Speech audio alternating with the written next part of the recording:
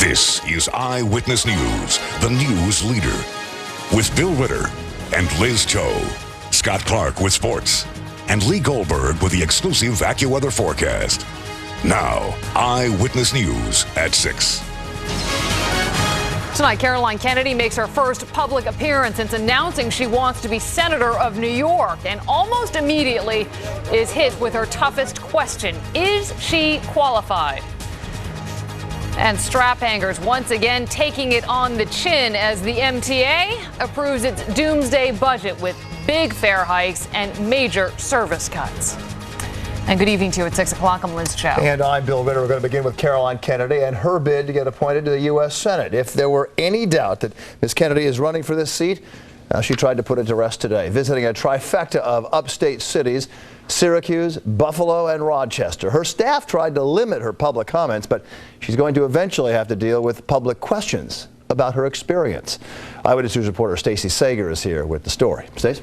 Well, Bill and Liz, she's never held public office, but she did tell reporters today that her life is about public service. Kennedy with a lot of name recognition, but also a lot to prove, and she began doing just that today. Glad to have you here. Welcome to Syracuse. Call it her version of a listening tour. Caroline Kennedy today meeting with the mayor of Syracuse and moments later confirming on camera that she does want Hillary Clinton's Senate seat. I've told Governor Patterson that I'd be honored to be considered for the position of United States Senator.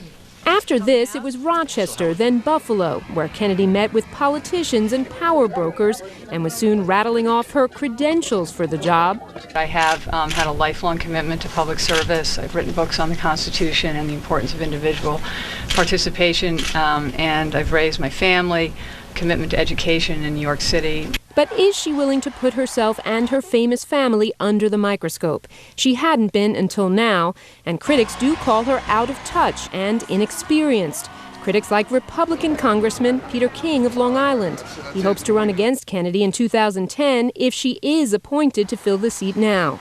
I'd like to contrast my record of fighting for New York and understanding and appreciating problems that real people have every day to Caroline Kennedy, who basically has been a Park Avenue socialite. Meanwhile, Rochester's mayor highlighted some of the things he talked about with Kennedy. The basic challenges that we are facing, and we talk about economic development upstate. We talk about job loss. The true test, experts say, will be the voters upstate. Senator Clinton forming a bond and certainly willing to stomach that sausage at the state fair.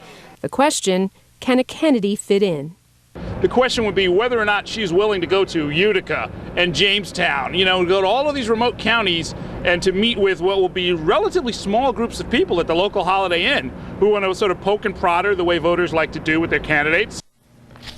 Meanwhile, New York's governor today still not giving reporters any more clues as to who he will appoint. Governor Patterson saying he's having private conversations with all those who are interested in the Senate seat.